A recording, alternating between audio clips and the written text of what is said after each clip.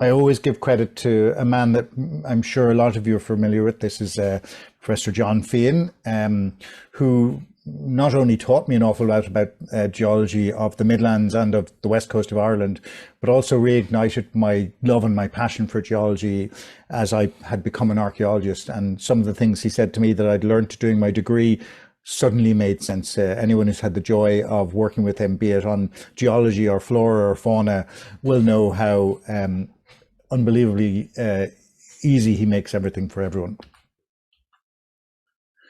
So this little circle shows geological time from the beginning of our planet 4,600 million years ago to the current day. So starting at 12 o'clock, ending at 12 o'clock. And really, I'm only putting it in to give you a sense of the vastness of human time. Because when you talk about 4,600 million years ago, it's hard to get your head around the concept of that time. But let's just say that very little happens, and that's really, really unfair to the time, up till about now, up till about here, which is about 450 million years ago, and the Cambrian period. So, which is what we call the Cambrian life explosion.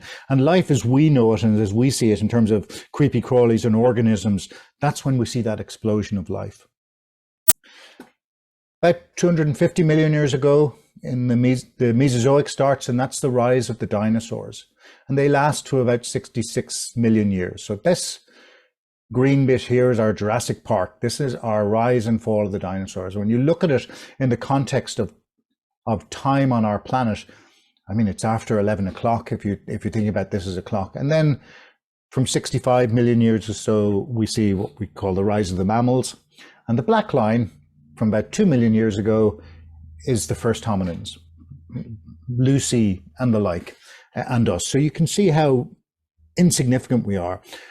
It is unfair to consider us, we really are part of this mammalia group. So, but we're still very young and very short on this planet, not that you tell by the impact we've had on it. Geology is really important to humankind because we use stones to make things. From the Neolithic farmers who needed stone tools to chop down forests, the great stones at Newgrange that were imported from vast distances to make these incredible monuments. In medieval times, stone was still used imported stone was still used. So, sorry, my screen there. To the lifetime, or the tracing the life of buildings. So that's me standing on against a tower in County Wexford. That was a tower built to look like an early Christian round tower. That's actually a Crimean War monument. But that tower was made out of the last of an Anglo-Norman castle.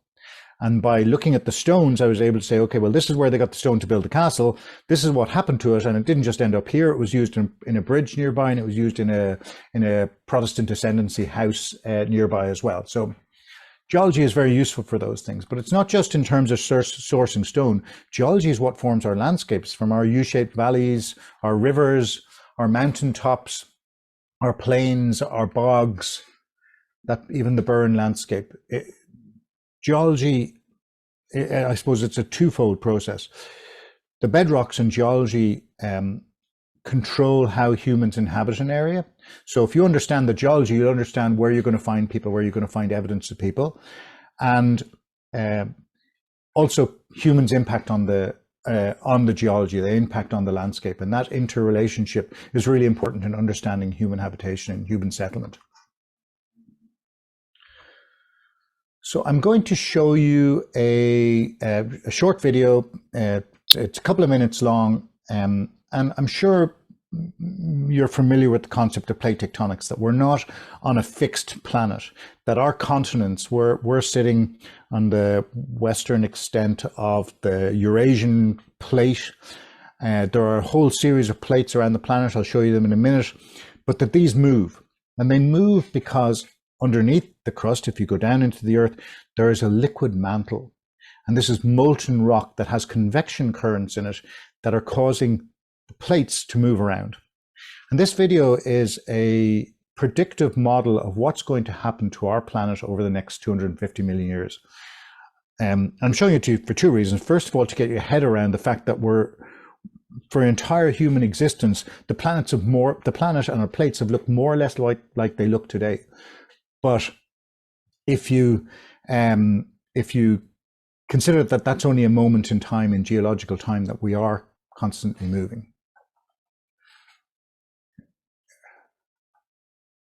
I think somebody's accidentally drawn on my screen.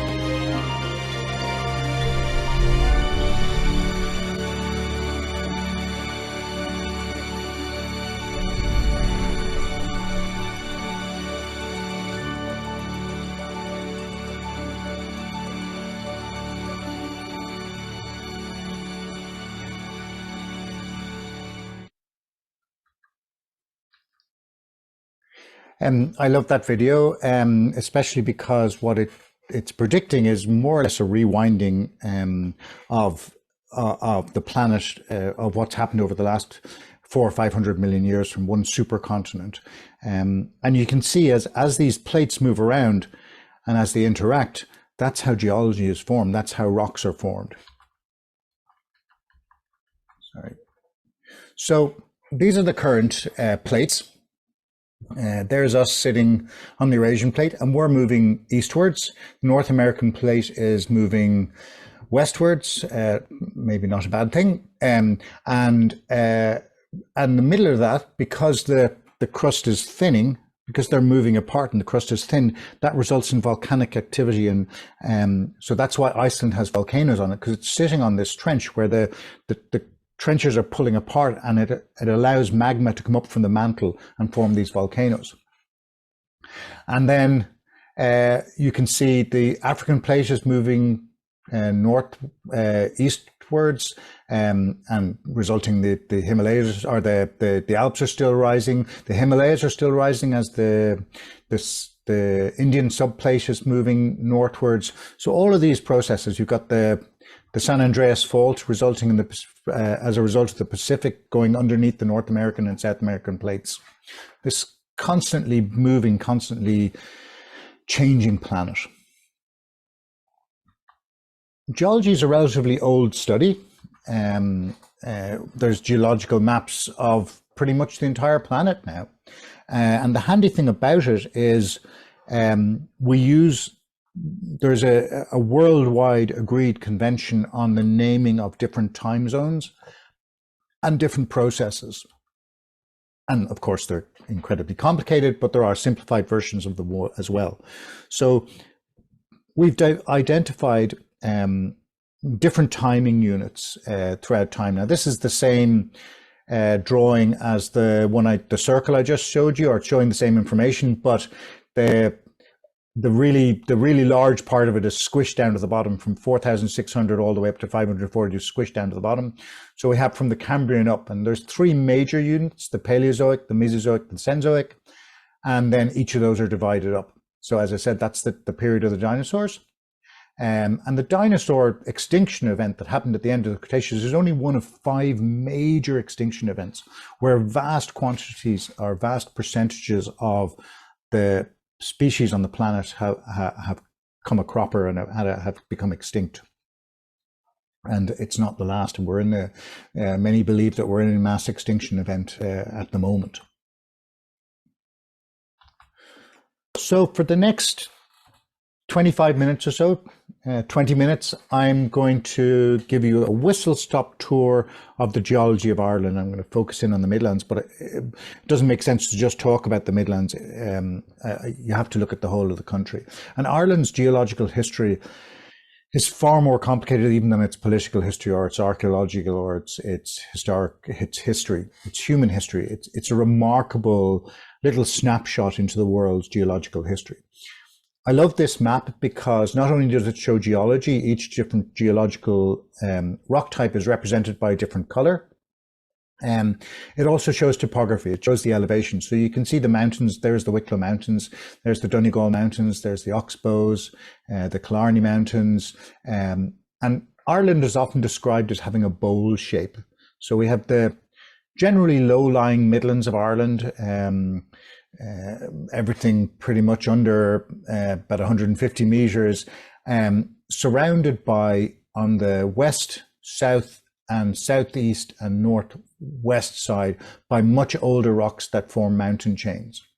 And then in the northeast are also mountainous, but in the northeast are, as we'll find out shortly, that they're younger rocks. And the middle is the Carboniferous limestones. So it gives this sort of sense that there's this sort of flat Midland surrounded by upland areas. There's another thing you might notice from this map, and you'll see it when I bring up, that's the simplified, just the colors, that there are a number of trends. You can see, hopefully, that there are trends going from the northeast to the southwest. And you can see them here in what's known as the Longford Down Massif. You can see them in the northwest foreland of Donegal. You can see them in County Sligo, and you can see them here in the southeast of Ireland, in County Wicklow and County Wexford and into Waterford. But there's these patterns, and they're there for a reason. They tell us something. So I'm going to go all the way up to the northern tip of the country to talk about the oldest rocks that we have in Ireland. So remember, the planet's been around for 4,600 million years, but the oldest rocks in Ireland occur in parts of Donegal, Sligo and Mayo. And I'm just bringing you up to a little island off the coast of Donegal. And the rocks that these people are standing on are actually the deposits of a glacier. So during an ice age that happened 1,700 million years ago, sediments were deposited by this glacier, and they survive here up in the northern part of the country. Now, they were two things. First of all, they were glacial deposits, but since then they have been through an awful lot.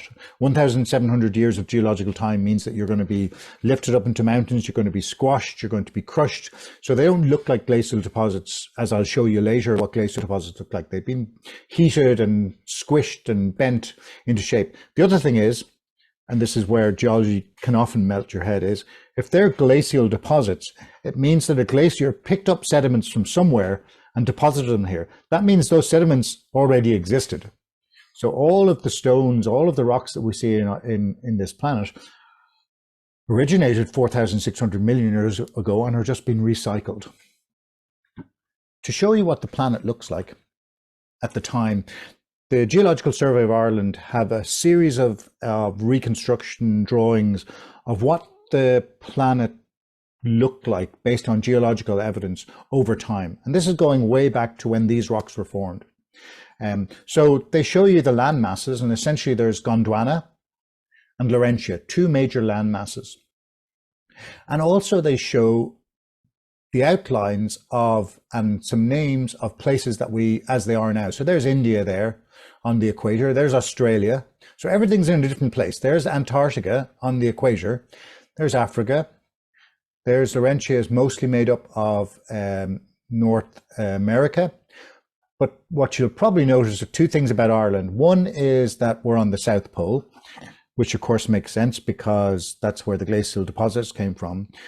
But secondly, the southeast of Ireland and northwest of Ireland are separated by vast distances, huge distance, thousands and thousands of kilometers. So we haven't even formed as one distinct landmass yet. There's a big gap in the geological record then. The next oldest rock we have in Ireland are probably about 800 or 900 million years old, and they occur in the Oxbow Mountains here. And then the next oldest are in here around the Bray Head area. But we do know an awful lot about these sediments, and the reason we know about them is because they've been uplifted from where they were originally deposited. So we're going to go on a little journey to talk about rocks that occur in this area here, in the Longford Down Massif, and then later we'll talk about the Oxbow Mountains here. Handily enough for us, these rocks are preserved on the Laois Offaly border. And this is John Fian's book of the geology of Laois and Offaly and the map, geological map of it. And people tend to think of the Midlands of Ireland and Laois and Offaly as being limestone. But of course you have the Slieve Blue Mountains. And the Slieve Blue Mountains are a little sliver of information about what was happening before the Carboniferous period. Now, there's a vast amount of time happening here. So you can see you're talking about 1,000 million years have passed between the last image I showed you and this image here. Amanda, if you could do me a favor and let Elizabeth Dunn in, please, there. There's Gondwana land. So Gondwana land, if you remember, was based around here, and Laurentia was actually based here. So they've done a little merry dance and they've flipped around. And the northwest of Ireland is still attached to Laurentia, which is essentially North America. And the southeast of Ireland is attached to Africa and what will become Europe. They're separated by a vast ocean. And that ocean is called the Iapetus Ocean. The Iapetus in Greek mythology is the father of Atlas. So the Iapetus Ocean being the father of the Atlantic Ocean. There is no Atlantic Ocean. They call this the Panthelastic Ocean, which essentially is this major ocean that's always existed and is now the Pacific Ocean. But what we've got to think about is what's going to become Ireland, because what happened next was a chunk of Gondwana land broke off and started to drift northwards. And that's what's eventually going to become Ireland. So the landmass that is going to become Ireland isn't actually there or there, it's actually in the ocean, where vast quantities of sediments form.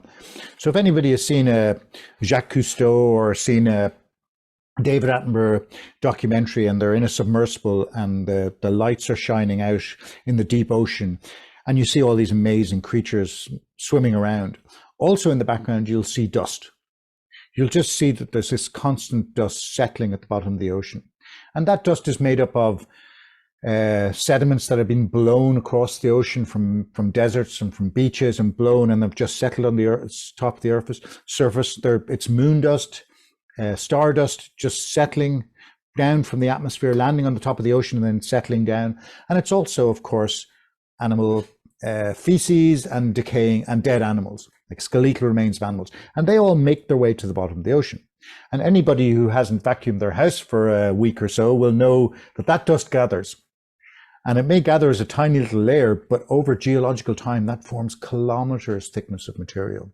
So what is to become Ireland is now being deposited at the bottom of this ocean. And as a chunk of Gondwana land breaks off and starts to move northwards, that material starts to get crushed. And when two continents move together, all of that material has to go somewhere. So some of it will get subducted. That means will be pushed under. If you have two land masses that come together, or if you have an ocean that is pushed against a continent, it will go dip underneath it, just like is happening today on the western seaboard of the United States, where the Pacific plate has subducted, has gone underneath the North American continent. So that's what's happening here, and it's what's happening here as this ocean starts to close. And this is a little diagram of what happens during that process. So out in the deep sea, we've got all the sediments that I talk about, or forming layer upon layer of sediments out at sea. But at the land, you have land, and this is land now at the same land as we have now. You have land that you come down to the shore, and it goes to what's known as the shelf, and then eventually dips out into the deep sea. So if you go out off the west coast of Ireland and you're extremely tall, you can walk out and you'll get deeper and deeper, but the slope is quite shallow, and eventually it dips into the deep sea. That interface is really, really important. And it's really important because sediments settle on that slope, and they sit there on that slope, and they're what we call metastable. They're not going to go anywhere. They're on a slope, but they're not going anywhere. But because those land masses are pushing together, every now and then the pressure builds up and there's an earthquake.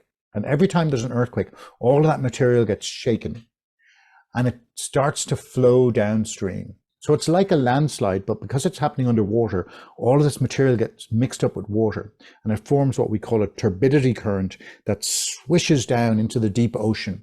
So it flows down into the deep ocean and settles in the ocean. So every time there's an earthquake, all this material that's settled on the slope flushes down into the ocean and settles. And it settles down over time, like our pint of Guinness. You know, when you pour a pint of Guinness, you see all the clouds. And if you got a jar, a good thing to do with kids. If you get a jar or a pint glass and you fill it with water and get some coarse grained sand and then some finer grained sand and then some mud and some chalk, and you shake it all up and leave it to settle, the coarser grain, the bigger grain settle at the bottom, and then on top, and as you go upwards and at the very top, you get the finest sediment. So it's a graded settlement, because that's how nature works. That's how the gravity works on these things. And this is the result. So each one of these, so that from there to there, that is what's known as a turbidite, or and basically what that represents is all of the material. So there was an earthquake and that material flowed down into the deep ocean and settled. And this is the coarser grain material, and then it gets finer all the way to the top. So what we're looking at here is an earthquake that happened maybe 450 million years ago. And that's the deposits of it. And there's one earthquake, there's another earthquake, there's another earthquake. And this is what we see in the Sleeve Bloom Mountains today.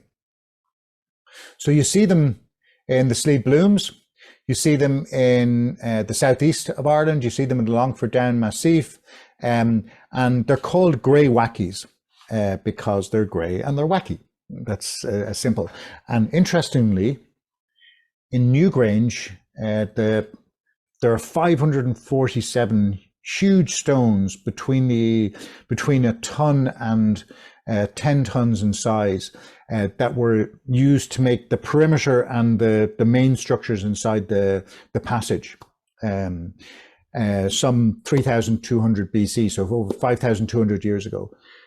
They were made out of grey wacky sandstones that they brought from Clogherhead down the river and up the River Boyne Valley. So somebody thought this rock wasn't just grey and wacky, they really liked this rock. So that entrance stone that I showed you is made of grey wacky sandstone. So this process is preserved here, little snippet of it in the Sleeve Bloom Mountains. But on the up in the northwest of Ireland, it's also seen in the Oxbow Mountains. And the Oxbow Mountains are actually older. They're mostly comprised of the deep sediments that were underneath the ocean. So why have they come to the surface? Why can we see them? If these were deposited in a deep ocean, why can we see them? So there's the Oxbow Mountains today. They're quite low-lying mountains. So let's just take a look in here. So this is the part of Ireland that broke off Gondwanaland. You can see Gondwanaland still moving up this side, but this breaks off Gondwanaland and it starts to move this way. So we have a major fault where the Apus Ocean is going underneath the Laurentian plate and the Avallonian plate as well. So we have all of this activity and all of this material forming in this ocean. Eventually what happens is that ocean closes. So they come together and the Apus Ocean closes there. So all of that material that was at the bottom of the ocean gets pushed together, and it has two choices. It goes down or it goes up.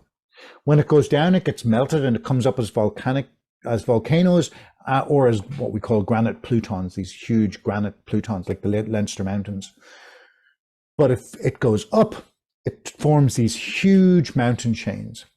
And because this came from this direction and that came from that direction, so Laurentius come from the northwest, the Avallonian subplate has come from the southeast, all of the pressure is coming that direction. What happens is the mountains line up northeast to southwest because they're trying to fill up the least space. If you squash everything together, they'll take up the least amount of space. Down to the microscopic level, if you look at the minerals in these rocks, they're so desperate to not get squashed that all the minerals lined up facing northeast to southwest, and you get these mountain chains forming.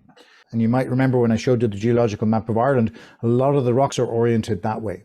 And that's because of what happened, this huge, it's called a Caledonian mountain building event. It squashed together. So that red line is the Apus suture.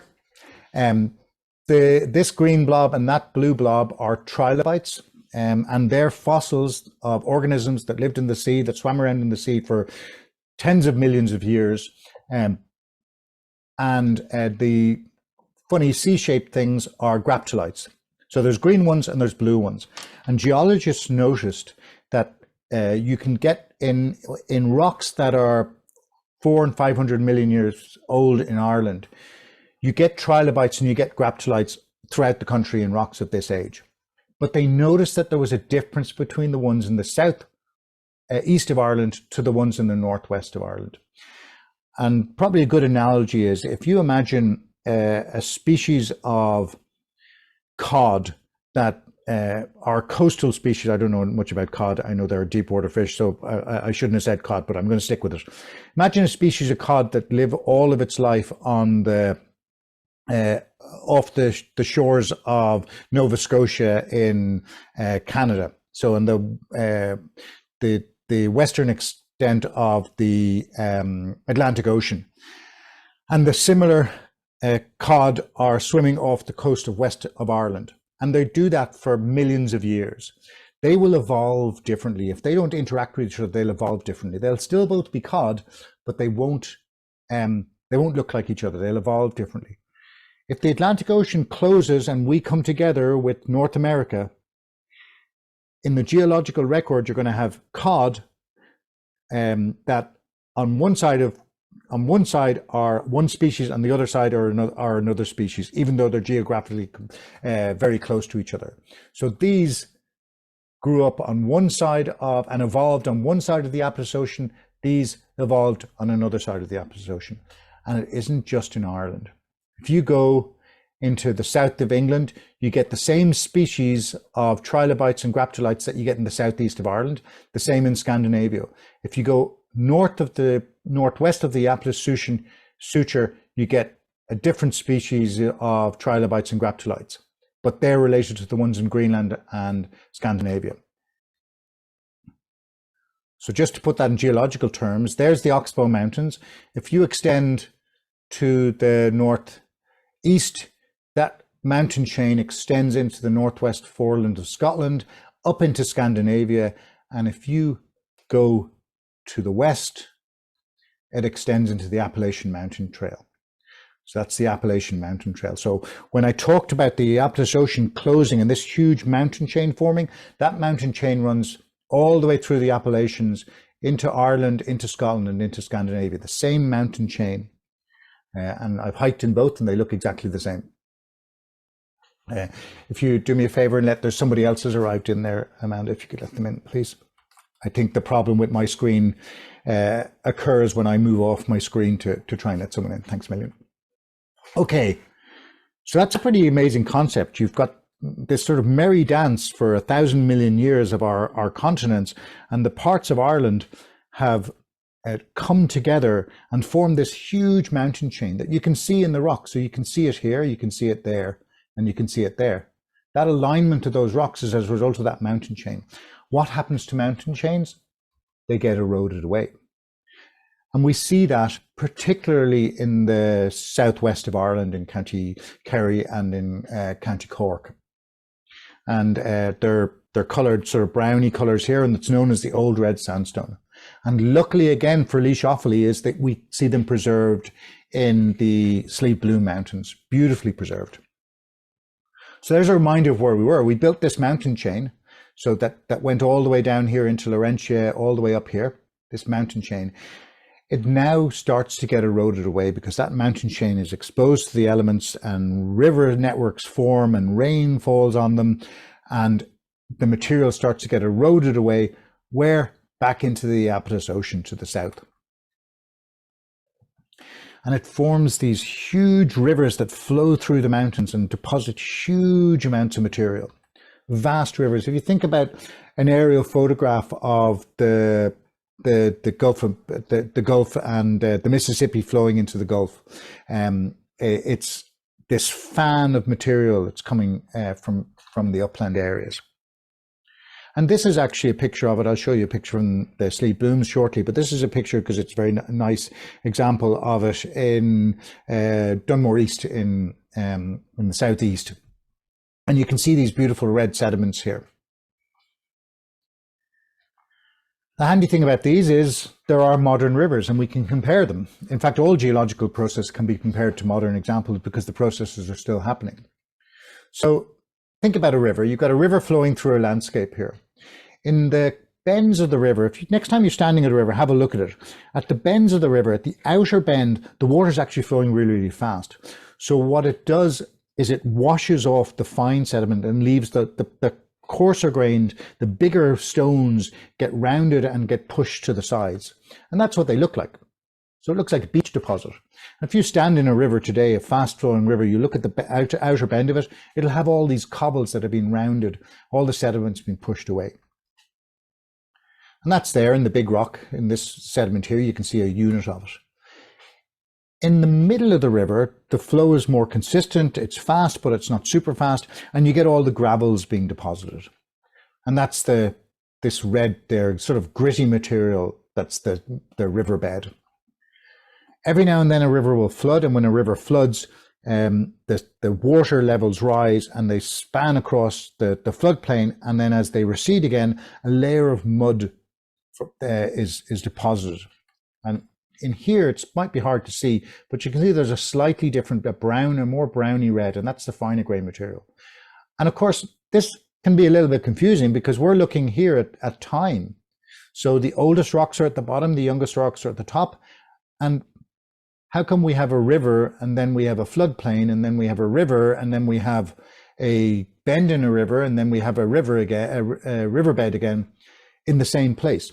Well, the reason is rivers change their course. So if you think about this river here, if this river flooded, when the flood subsides, the course of the river may have changed. So what was a bend in the river may become the floodplain, and what was the middle of the riverbed could become a bend, etc. It's also important to know that this time period is called the Devonian period, and it's known as the time of the fishes, because there were something like 300 times the amount of species recorded from the Devonian period than we have of fishes today. So the seas were swimming with fishes, but in Ireland, our deposition is rivers, so we don't get this incredible fossil record. Here's the Slieve Blooms, and there's two pictures. The left picture is from the Glenbarrow River, and I love this because these are the sediments that were laid down by that huge river network into at the edge of the Iapetus Ocean. So if you think about these rocks that these people are standing on, and what happened to them. So what we know is they were originally deposited at the bottom of the Iapetus Ocean. They were then pushed upwards into this huge mountain chain when the Iapetus Ocean closed. And then They were eroded away and deposited back into the Iapetus Ocean. And now, 400 million years later, they're being worn away by another river, by the Glenbarrow River. So it's really ironic for these poor rocks, what they've been through. These photographs will hurt your head. This is my favorite place. This is in the Silver Barrow River. It's my favorite place in the Steep Blooms. You have to hike to find it, and you have to get a little bit wet. But my right foot is standing on the Greywacke sediments where my screen had got frozen. The sediments that were a result of the earthquakes depositing material at the bottom of the Iapetus Ocean. So those rocks underneath my right foot were deposited some 450 million years ago as the Iapetus Ocean closed and as earthquakes formed. They got pushed up into a mountain chain that had a whole series of rivers flowing through it. And those rivers brought with them sediments. It carried sediments from higher up and deposited them down in the river. My left foot is on top of those rocks, and they're the Devonian sandstones. Between my left foot and my right foot is 75 million years of time. And that's been shown here. There's the sediments on top. That's the river sediments on top of the older Greywackes that the river carved its way through.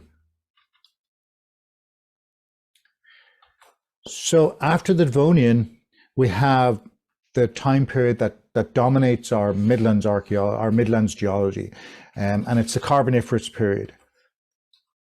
By this stage, things have changed dramatically again. So we're into about 325 million years ago, and to this time when the continents have come together. Gondwana and Laurasia have come together to form the supercontinent Pangaea. And Ireland is on the equator. So if you think about it, we started in two places on the South Pole. We did this merry dance around the South Pole, came together and have been drifting northwards ever since. And as we drift northwards, different things happen. So we're not exposed at the surface, even though it looks like we're landmassed here. We're under a shallow tropical sea. A sea that's teeming with life, with incredible life. So you've got ammonites, you've got trilobites are still around. I think there's a trilobite swimming around there somewhere. There's a trilobite swimming around.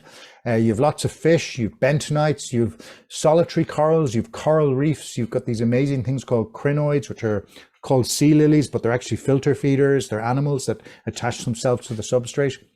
Absolutely teeming with life. And in Irish Carboniferous limestones, this life is there to be seen. The fossil record is remarkable. So Trim Castle's made out of limestone. An awful lot of our medieval buildings, both earlier and after and during the time the Anglo-Norman arrival in Ireland, are made of limestone. Certainly it's the favourite building material in the Midlands of Ireland. And it's because of the way limestone forms. So it forms these layers that settle at the bottom. And in Ireland, they're gently folded. So they're not quite flat. They bend up and down, and they bend up and down because of another geological event that didn't happen in Ireland, but happened to the east of us. Are you okay, Amanda? You were still on train. Yep. Yeah. Okay, grand. Yep. And my voice is okay. You can hear me okay, yeah? Yeah. It's slightly connected. Possibly if you say next slide, you know that we're with you. That's okay. Okay. Thank you. Yeah. And your voice is echoey to me, Amanda. I'm not sure why, but I'll try not to speak too much. Okay, that's right. No, you need to stop me if it's going wrong, because I can't tell. So you're very good. There was a mountain building event that happened way to the east of us, but unlike the Caledonian that resulted in those huge mountains like the Oxbow Mountains and the Longford Down Mountains, we were only mildly affected. So rather than pushing these limestones that were laid down in flat layers, they brought them to the surface and they just bent them slowly. They just bent them a little bit. They just formed these lovely gentle folds. And if you're driving along the M4 or the M6 and you drive through one of those road cuts, sometimes you look across, if you look across, now not if you're driving, if you're not driving, look across those road cuts and you'll see these beautiful gentle folds. And those folds are aligned north-south. because this happened to the east of us. It pushed us slightly. So if you've been to the Hill of Tara, it's this beautiful north-south running ridge. The mountains to the east of it are the hills to the east of it are the Screen Hills, also forming a north-south running ridge. And that's because the rocks have been gently folded. And as a result of being gently folded, they're cracked. So they're the perfect building material. It forms in these lovely block-size units that you can extract and build buildings with. And so this is the moat of Trim Castle, and you can see the moat has actually been dug into bedrock, which has served two purposes. First of all, it gave you a moat that was into bedrock, which meant it was very difficult to, or impossible, to undermine the castle by digging underneath it. But also the excavation of that moat resulted in the building materials for the castle. This is a relatively common occurrence. So the rest of Ireland's geological history is a tale that's mostly in the northeast of the country. And I'm just going to very briefly go through it. Ireland is continuing that journey northwards on the planet. It's come through the equator at the time of the Carboniferous, but as it drifts northward, the next rocks that we see represented in Ireland are actually around the tropics, and we're in around the same latitude as the Sahara Desert is now, and that's what we are. We're a desert. Beautiful red sandstone deserts. And these are preserved up in the north coast of Ireland. And this may look a little bit like the old red sandstone that we talked about in the Sleep Blue Mountains. It's red, and it's called the new red sandstone, imaginatively enough. But if you look closely at it, you'll see under the microscope, you can see that all the grains are sharp and angular because they've been eroded by wind as opposed to by water, which rolls everything. We continue moving northwards and into the Cretaceous period. At the time of the dinosaurs, we don't have a huge dinosaur fauna in Ireland, unfortunately, but we have these beautiful white cliffs along the Antrim coast, which are the same as the White Cliffs of Dover. They're the same rock formation. They're pure calcium carbonate made virtually entirely of the remains of organisms. And what's really important about them is in them, there's flint nodules, pure silica nodules that we're not really sure whether they are the result of sponges with a siliceous skeleton or how they form, but we get these incredible lenses and lozenges of flint that is essentially gold dust to the hunter-gatherer societies and Neolithic societies, because out of flint you can light fires, but you can also make sharp tools.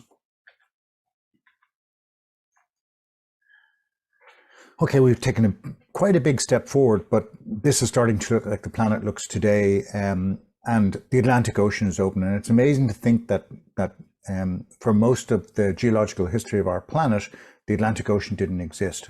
And it's how we view the planet from an Irish perspective, how we look at the planet. From a European or an African perspective, you just see the Atlantic Ocean on our western side. But that ocean only began to open maybe 100 million years ago, and it opened later in the North Atlantic, and Ireland was at the very epicenter of that.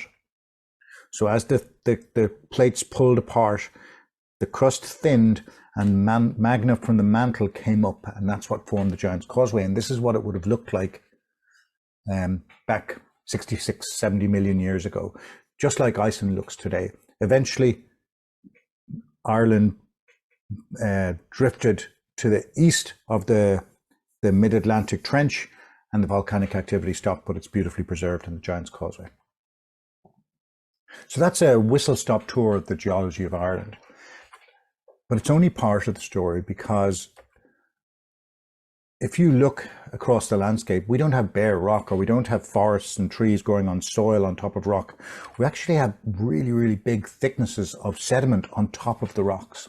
And that's because of where we are located. We're at 54 degrees north. People often think we're across from New York or from Boston, but actually we're across from Nova Scotia or from Newfoundland. We're much further north than people think, and our climate is relatively benign because of the Gulf Stream.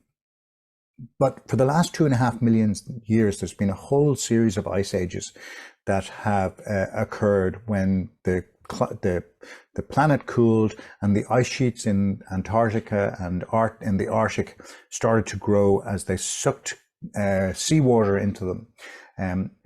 The result of us being so far north is every time there's been an ice age, and there have been numerous, maybe every 120,000 years for the last 2.5 million years, Ireland has been completely inundated with ice. The last of those ice sheets retreated from Ireland some 12,500 years ago. And we're not talking snow, we're talking proper glaciers, 1 kilometre, 2 kilometres thickness in places of ice that would have covered all but the highest peaks in Ireland. And they've done more to shape our landscape than anything that's come before. Now, the bedrock underlying has had an impact on how the ice sheets moved across the landscape, but the power of ice as an erosive force has created our landscape. From our beautiful Corrie lakes in our upland regions, our U-shaped valleys like here in Glendalough, our drumlin belts, those little orange circles, the beautiful drumlin belts that point in the direction of the ice sheets as they're advancing, and our eskers. And it's the eskers that I wanted to focus on in the Midlands of Ireland and the sites that we're interested in as part of this Just Transition study. So anyone in the Midlands of Ireland is familiar with the landscape of these snakes winding their way across the landscape. And they've been hugely important in terms of human habitation of the planet of Ireland since the earliest hunter-gatherers.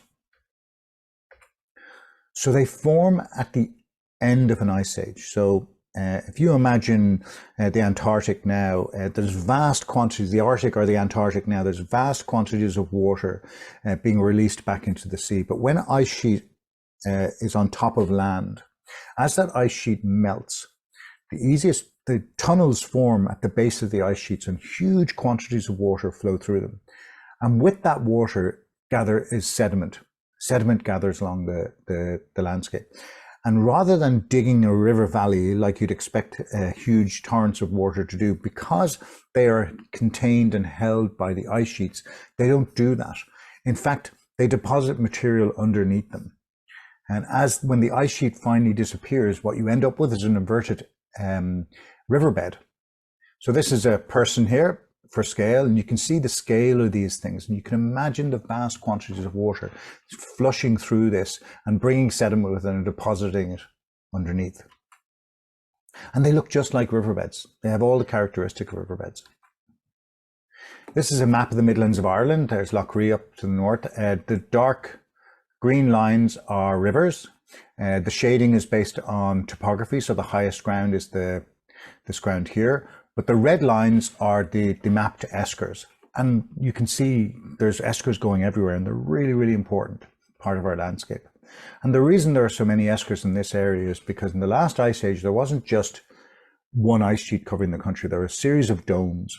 And the northern dome and the central dome collide in the Midlands of Ireland. And it's the interaction of those two ice sheets as they're melting that creates this incredible pattern of river network flowing underneath the ice sheets. And they're beautifully preserved in places today. One of my favorite places to walk is Knockbarron Woods. Actually, this time of year is beautiful because the bluebells are out. But you can walk along these, and when you stand on them, you get a sense of their scale. And you can imagine the force of the water and the height of the glacier above this that manages to produce this amount of material.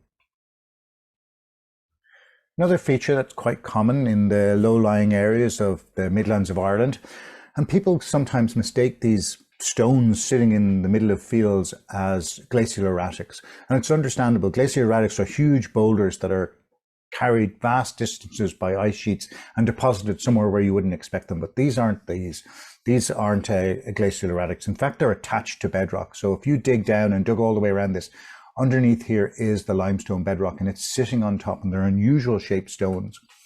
And they're relatively common. I'm going to show you a modern one from the Andes, and it explains what they are. So this is in a lake.